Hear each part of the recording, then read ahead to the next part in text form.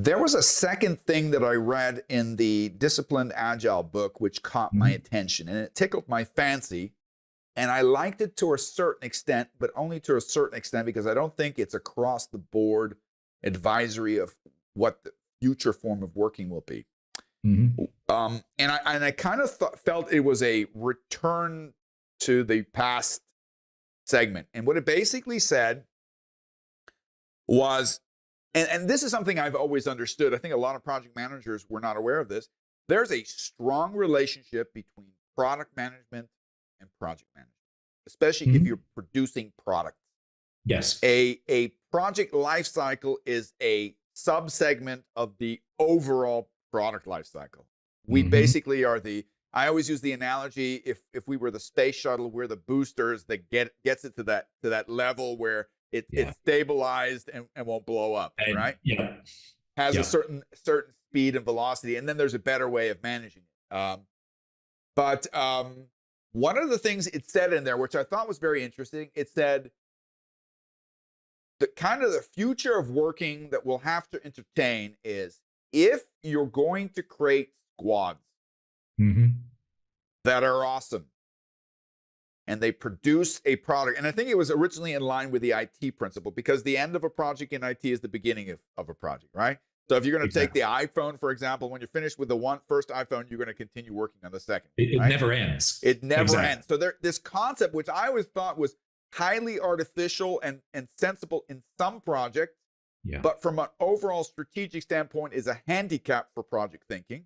It said, we need to have this concept where we remove this artificial milestone of ending. Yes, exactly. And what you should theoretically do, you just basically said how important it is to develop a high performing team, and it takes time.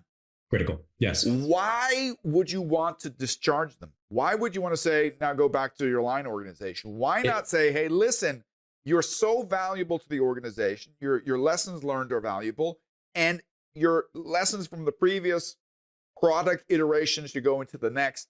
So the concept in that they kind of purport in the Disciplined Agile was this concept that in the future, projects will not end and teams will not disband.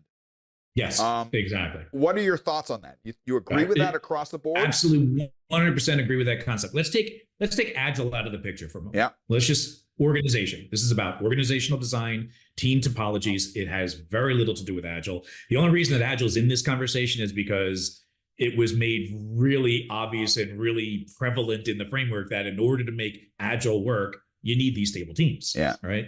So let's take Agile out for a second. Let's say you're a traditional organization.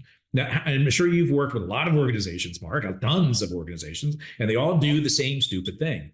And that is, we have a project. Let's put a bunch of people on it that maybe don't know each other well. We've got some contractors and all these whatever. We throw them in a room together and say, go, and you must be on time. And 30% of their effort is wasted on getting to know each other.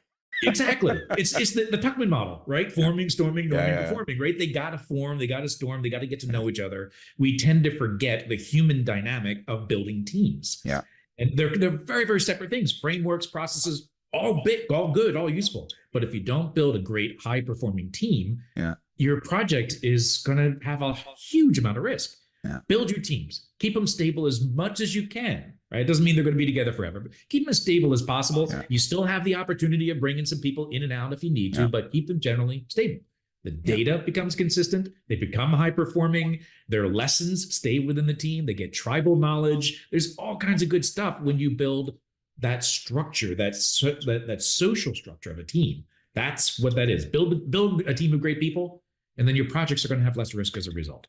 Actually, I'm just had a thought, which is a little bit of a deviation of what we're talking about, because we're talking about, continuing the product in the next iteration and the next iteration. But one example of this keep teams you can see in special forces, and exactly. I think you saw I had the real privilege of interviewing an American hero and former captain of a Navy SEAL team, not a teal team. A SEAL team, and I think they're a good analogy for it, because what you're doing is you're spending all this time training this team. Yeah. You don't disband them after every mission. You find the next mission and the next mission, because it's a form of scaled efficiency. And you're building trust, which is that core. There's a book that I use quite often. I reference it all the time with coaching activities. It's called The 5 Dysfunctions of a Team. I know it. Yes. Awesome. Great book. Is that from John Maxwell? No, it's not John Max. He might include some of those concepts, but Patrick Lencioni is the okay. Is the anyway, he in this 5 dysfunctions, the base level of dysfunction is lack of trust. And I 100% agree with that. If you have people that can't trust each other, and I'm not talking about I trust someone to do their job, the level of trust where you can say, hey, buddy, I noticed you're not doing your job, right? I noticed you've got a problem. Something is going on. How can I help you? That level of trust where you can hold each other accountable, that's a higher level of a trust, right? That's sharing vulnerability. That's sharing, that kind of trust where you as a team can improve together as a team. You can't get that when you just throw people in a room together. It's not going to happen.